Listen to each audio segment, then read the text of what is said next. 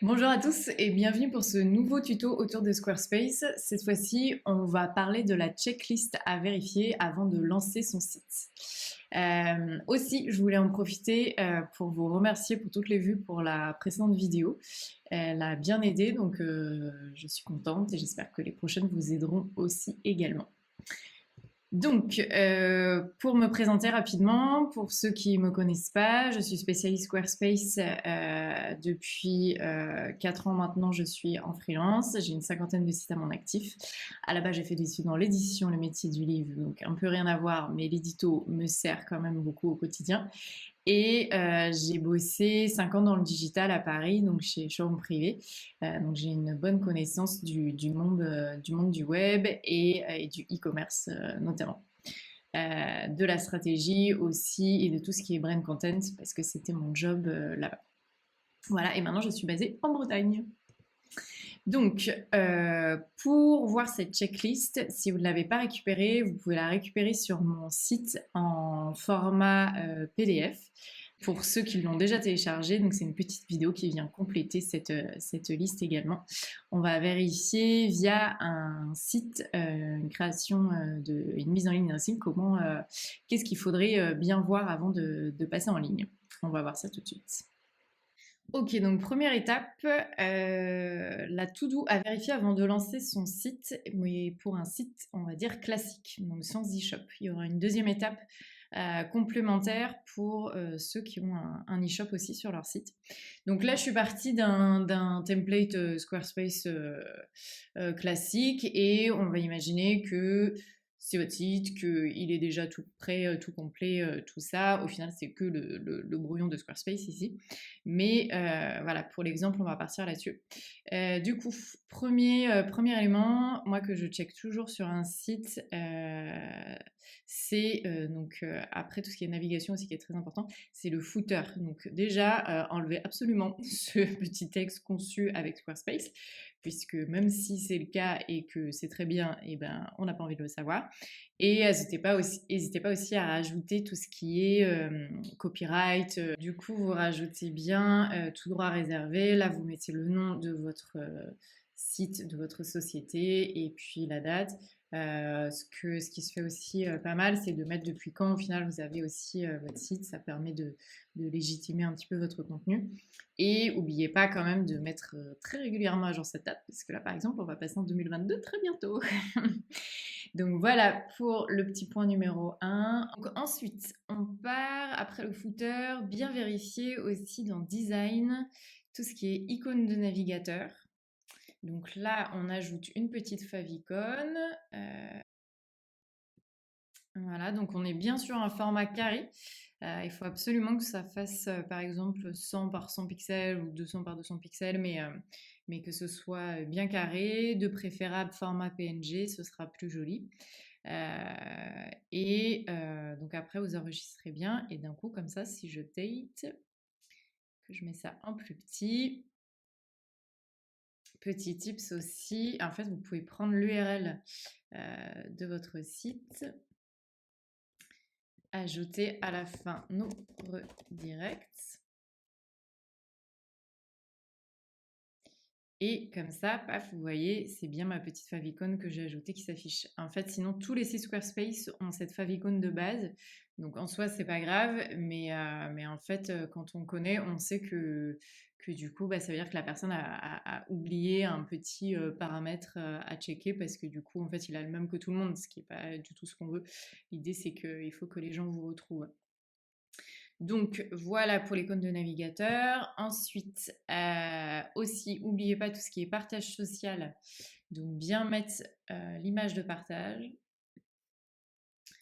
Voilà, donc là, partez plus sur un format quand même assez gros parce que en fait, suivant que ce soit sur LinkedIn, Facebook, n'importe quel réseau, ils vont pas prendre exactement les mêmes mesures, donc voyez assez large. Mais n'oubliez pas toujours quand même de renommer et de compresser vos images pour pas que ce soit trop lourd. Donc voilà, comme ça, quand quelqu'un maintenant va partager votre site, il y aura bien une image que vous avez pu, vous, de votre côté, paramétrer. Sinon, il va reprendre la première image qu'il trouve et c'est pas forcément celle qu'on voulait. Donc ça, ok. Ensuite, tout ce qui est mention légale. Donc moi, j'utilise ce site qui s'appelle orson.io. Je vais vous mettre le lien dans les petits commentaires. En fait, c'est hyper simple. Il suffit de renseigner donc toutes les infos par rapport à votre entreprise ou si c'est juste un site perso.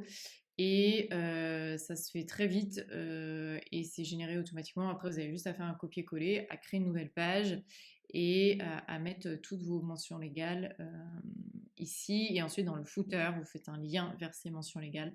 Parce qu'en fait, tout site en ligne doit avoir ces mentions légales, même si c'est un mini-site avec une seule page. Vous êtes obligé d'indiquer qui est le propriétaire du site, qui est l'hébergeur, les données que vous récupérez sur le site. Voilà, c'est pour tout site, même si c'est juste un petit site vitrine, c'est obligatoire. Donc faites bien vos mentions légales, c'est important. Après, ici, vous avez la page 404. Souvent, c'est un petit truc aussi que les gens font pas forcément. Donc là, l'idée, c'est que vous créez votre propre page à vous et ensuite, vous la sélectionnez ici. Donc là, il affiche les pages à dispo pour le moment. Donc créez bien vous votre propre page déjà que vous avez personnalisée. Et en fait, c'est mieux plutôt que d'avoir ce système de base par défaut qui, certes, n'est pas si mal, mais qui pourrait être clairement amélioré. Donc pour ça, très simple, vous allez juste dans vos pages. Par exemple, si je reprends cette page-là qui était pas mal, hop, je fais un petit dupliqué, ok. J'appelle ma page erreur 404. Voilà, donc hop, petit tour de magie. On remet bien son titre, un petit texte un peu plus sympa. Là, j'ai fait léger. En fait, ce qui est important, c'est de bien mettre un bouton retour à l'accueil. Parce qu'en fait, l'idée, du coup, c'est que les gens vont retrouver un peu leur chemin depuis l'accueil en général. C'est là qu'on redirige. Et si vous avez par exemple un e-shop, ça peut être l'occasion aussi de remettre vos produits phares à cet endroit-là, de remettre un petit à propos, des choses comme ça. Voilà, elle est mine de rien importante cette petite page erreur 404. Donc là, maintenant que je l'ai paramétré, hop, c'est tout simple. Je retourne donc dans Design, page 404. Je sélectionne ma page et maintenant, dès qu'il y aura une erreur, en fait, les gens vont arriver sur cette page plutôt que celle qui était par défaut. Ok, après, ce qui va être important, en fait, c'est de repasser sur tout votre site. Donc là, retournez sur votre page où on a mis le no redirect, ça vous permet de mieux suivre. Autre petit tips, en fait, moi que je fais souvent, vous allez dans paramètres, hop, hop, hop, nom de domaine, et là, vous renommez votre site. Voilà, donc vous cliquez sur renommer. Et comme ça, vous verrez que ce sera beaucoup plus facile en fait de récupérer de checker votre site au quotidien. En fait, ce sera beaucoup plus simple. Donc là, vous reprenez, hop, on remet, plutôt que de rester sur le config, on remet nos redirects. Et hop, on est bien sur notre site et en fait, on peut naviguer comme s'il était déjà en ligne en fait, plutôt que de. C'est possible normalement de le faire depuis cette petite flèche, mais moi je préfère le faire à part pour avoir vraiment les deux onglets, c'est beaucoup plus facile. Donc là, ce que vous devez faire avant de mettre en ligne, vraiment checker tout. Tout ce qui va être texte, relisez bien, faites-le, montrez-le à des gens, ce sera beaucoup mieux, ils vous feront leur retour. Checkez bien en fait tout ce qui va être lien. Parce que souvent, on peut avoir loupé quelque chose, donc dans le footer, ici, dans le menu, testez tout, cliquez partout. Et faites aussi les vrais tests des formulaires. En fait, remplissez-les, envoyez-vous vous-même un message test. Il faut vraiment tout tester. La newsletter, abonnez-vous si vous avez une newsletter. Checkez tout et vérifiez une vraie cohérence globale de tout ça, voilà, que les boutons soient cohérents, que les couleurs, qu'on ne parte pas dans tous les sens. Voilà, c'est assez important de checker tout ça. y compris après tout ce qui va être mobile. Donc là, il y a plusieurs façons de vérifier le mobile. Le plus simple, c'est juste de se mettre sur son téléphone et de checker, et sur sa tablette de checker tout ça. Mais comme on n'a pas tous les dispositions d'écran à dispo, et c'est complètement normal, en fait, vous avez par exemple cette petite extension Chrome qui s'appelle Window Resizer, qui va vous permettre de checker en fait suivant tous les modèles de taille d'écran, donc du desktop au laptop, au l'iPad, à l'iPhone et tout ça. Il y en a aussi une autre qui est une extension qui est carrément une application que moi j'utilise. Je vous la mettrai en légende aussi. Elle s'appelle Responsively App et elle est pas mal aussi. Moi je l'aime bien. Donc voilà, vérifiez bien vraiment la maniabilité de votre site sur toutes les tailles d'écran, parce que sur un mobile, c'est vraiment important aussi que les boutons soient accessibles, que le menu fonctionne bien, qu'il n'y ait pas des espaces en trop, des choses comme ça. Donc voilà, vérifiez bien cet aspect-là aussi. Ensuite, pour tout ce qui est SEO et tout ça, bon bah là c'est le nerf de la guerre, c'est hyper important, surtout si vous voulez être un peu visible, sauf que et ben, ça va pas être la même pour tout le monde, et là il y a beaucoup de choses à voir, donc checkez déjà bien par page, vous savez, hop, vous avez ici le SEO de vos pages à compléter, et vous l'avez aussi, le plus important dans marketing SEO ici. Donc c'est bien ces paramètres-là qui sont à compléter, qui sont hyper importants. Je ferai des contenus plus spécifiques dessus, mais comme c'est des sujets assez longs, là on n'aura pas le temps de voir ça. Mais je proposerai un peu des contenus là-dessus pour vous épauler pareil. Voilà pour ça. Ensuite, au niveau des cookies, donc ça c'est important aussi au niveau de la technique avant de passer en ligne. Donc vous trouvez ça dans paramètres. Ce qu'il faut faire, donc activer le bandeau. Il faut bien mettre acceptation et refus pour être RGPD friendly. On va le mettre en petit pop-up par exemple ici. Vous pouvez après personnaliser le texte, renvoyer vers vos mentions légales depuis ce petit texte.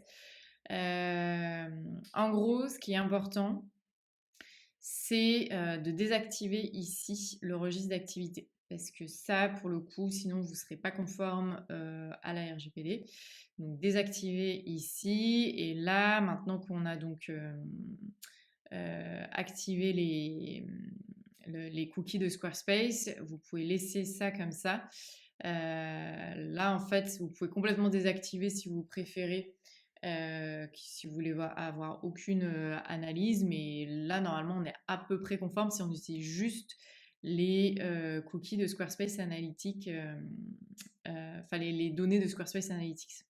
C'est autre chose si vous voulez connecter Google. Là, cette bannière ne suffira pas, parce qu'en fait, il faut pouvoir dans ces cas-là choisir lesquelles données on veut partager ou non. Et ça, du coup, c'est pas possible avec le bandeau Squarespace. Donc, il y a d'autres solutions pour ça, mais si vous voulez rester dans quelque chose de simple, paramétrer ça comme ça. Donc, on enlève ça ici et on fait bien acceptation et refus. Ok, ensuite, dans Avancer, SSL. Donc, vérifiez bien que vous avez ces deux cases cochées. En fait, ça, c'est hyper important. Il faut que ce soit minimum le certificat actif. Et en plus de ça, c'est toujours bien que ça aussi se soit coché. Comme ça, vous êtes sûr que votre site, il est vraiment sécurisé et il affiche que cette version-là. Ok, après, au niveau des aspects techniques un peu avancés aussi, il y a tout ce qu'on appelle redirection. Donc là, ça va s'adresser à ceux qui ont déjà un site en ligne, qui avaient déjà des URL et qui font un update, un refresh, donc qui repartent d'un autre site, ou alors qui basculent d'un WordPress par exemple à Squarespace, des choses comme ça. Donc là, c'est vraiment en cas de sites qui étaient déjà en ligne, il va falloir faire ce qu'on appelle des redirections. Et tout est expliqué ici. Donc c'est assez simple, on dirait pas comme ça, mais ça va. Donc vous copiez leur petit exemple et vous prenez vos anciennes URL. Donc par exemple, je sais pas, ça peut être tout bête, vous aviez une page à propos dans votre précédent site et là vous l'appelez About. Bon, c'est un exemple bidon, mais c'est au cas où ça arrive. Voilà, vous faites enregistrer. Donc, tous ceux qui avaient la précédente URL, en fait, elle continuera de marcher, mais elle sera renvoyée vers la nouvelle page automatiquement. Donc, ça vous évite de perdre des liens que vous aviez déjà, des pages actives et d'éviter toutes ces erreurs 404 qui ne sont pas bonnes pour votre référencement. Donc voilà, n'oubliez pas cette petite étape si vous aviez déjà un site. Et après, il n'y aura besoin plus que de checker la disponibilité du site. Donc pour ça, il faut quand même avoir déjà validé un forfait. Et ensuite, si vous étiez protégé par mot de passe ou en privé, vous passez juste en public et ce sera tout bon pour le site vitrine. Alors maintenant, deuxième partie, si vous avez un e-shop, il y a des petites choses aussi à vérifier. Donc déjà, quand vous commencez votre boutique, si vous aviez déjà quelque chose sur Etsy, n'hésitez pas à importer, ce sera beaucoup plus rapide. Et vous pouvez aussi importer des produits via des fichiers Excel. Ça aide à aller plus vite. Voilà, donc ça, c'est les petits tips pour vous faire gagner du temps au cas où. Ensuite, checker toute cette partie commerce, tous les petits onglets, vérifier que vous avez bien paramétré chacun de ces points, notamment évidemment tout ce qui va être paiement, donc là connectez bien Stripe ou PayPal afin que ce soit actif. Et ensuite, ce qui est important aussi de faire, c'est tout ce qui va être CGV. Parce que jusque-là, on avait juste les mentions légales nécessaires pour un site vitrine. Mais pour un e-shop, il est obligatoire d'avoir des CGV en ligne, donc conditions générales de vente. Pareil, il y a des modèles. Je sais que par exemple Shopify en propose. Donc vous pouvez vous en inspirer et essayer de voilà, regrouper plusieurs modèles et de faire quelque chose qui va être bien et adapté à vos produits. Après, c'est vrai que ça, c'est c'est ce qu'on conseille pour ceux qui débutent, mais effectivement, il vaut mieux quand même les faire relire par un avocat, par des sociétés spécialisées, parce que pour le coup, là, on rentre dans vraiment la vente, l'e-commerce, et ce sera beaucoup plus surveillé. Donc, faites attention quand même à cette partie-là, pour le coup, dès que vous vendez des produits. Ok, donc dans paiement, imaginons là j'ai connecté mon compte Stripe. En fait, n'oubliez pas de bien vérifier ici la devise de votre boutique, donc c'est bien en euros, et activer le mode test. En fait, ça va vous permettre de faire tout le processus de commande comme si vous étiez un client lambda. Et en fait, ils vont juste vous paramétrer une fausse carte. Donc là, par exemple, si je vais sur l'e-shop ici, voilà, donc par exemple ici, vous sélectionnez un produit. Ok, donc vous arrivez après la page panier et à la page paiement. N'oubliez pas de bien paramétrer tout ce qui est design de cette page, c'est aussi possible de le faire. Donc là, après, vous remplissez, mettez bien aussi France, tout ça en pays d'origine. Et en fait, après, vous allez vraiment pouvoir avoir une fausse carte de paiement, faire vérifier, acheter, recevoir vous votre email de commande et vous, en tant que aussi gestionnaire de la boutique, recevoir la notification de commande du client. Donc checker tout ça et on voit effectivement qu'on est encore en mode essai.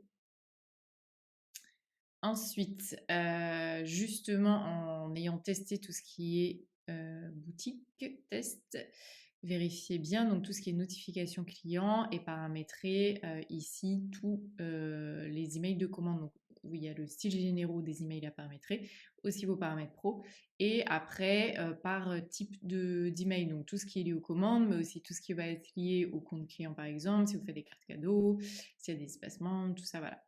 Checkez bien tout, envoyez bien les emails de test. C'est important, ce sera dans l'expérience utilisateur et ce sera gage de qualité et de professionnalité si c'est bien fait. Ensuite, une fois que vous avez testé tout ça, vos commandes, vous allez avoir dans le panneau commandes des commandes test ici.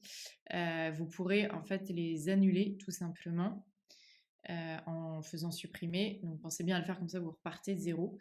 Et ensuite, vérifier à ce moment-là aussi l'inventaire.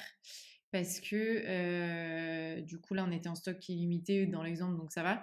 Mais en fait, les commandes test enlèvent des vrais stocks. Donc après, il faut remettre bien vos stocks à jour. Et aussi, ici, dans page de paiement, en fait, vérifiez bien le prochain numéro de facture. Là, du coup, on commence par 1. Et si j'avais fait une commande test, il y aurait déjà eu, on sera à 2 ou 3 ou des choses comme ça. Donc, vérifiez bien que vous êtes à 1 de nouveau. Ce sera pareil, plus pro. Puis pour votre compta, en fait, surtout, vous pourrez surveiller plus facilement. Ce sera plus simple à gérer. Au niveau du SEO, pareil, le e-shop et tous les produits, vérifiez bien que vous avez tout paramétré. Pareil, eux aussi doivent être configurés pour la recherche de mots-clés. Et après, vous avez juste à reprendre donc l'étape 1 et à repasser le site en ligne en ayant bien veillé. Attention quand même, là je ne l'avais pas dit, mais donc une fois que vous avez tout checké, désactivez donc le mode test ici pour que les clients puissent bien passer commande. Donc voilà, et après vous enlevez votre mot de passe ou vous passez le site en public. Ok, troisième et dernière étape maintenant, après la mise en ligne. Donc maintenant, ça y est, vous êtes passé en ligne, que vous ayez juste un site vitrine ou un e-shop. Et il va y avoir des petites choses encore à faire aussi une fois la mise en ligne faite. Donc par exemple, si vous vouliez connecter finalement Google Analytics parce que vous avez l'outil pour le faire niveau cookie, vous allez ici dans Avancer, clé API externe, et donc vous pourrez mettre votre numéro de compte Google Analytics ici, UA quelque chose, et là j'enregistre en novembre 2021, mais sous peu ils vont faire la mise à jour pour que GA4 puisse aussi s'intégrer directement ici, ce qui sera beaucoup plus facile si ce n'est pas encore le cas quand vous regardez la vidéo. Il suffit juste d'aller dans avancer toujours, injection de code, et là en fait il y a un paramètre, il y a un code ici à injecter. Donc voilà pour Google Analytics. Attention donc quand même aux cookies.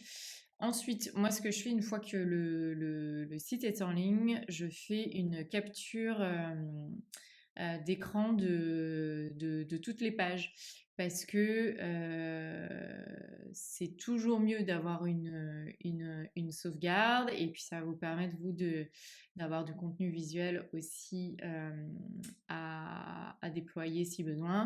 Donc, vous avez pareil des petites extensions qui existent, par exemple Go Full Page va vous permettre de faire un screenshot global de votre page hyper facilement.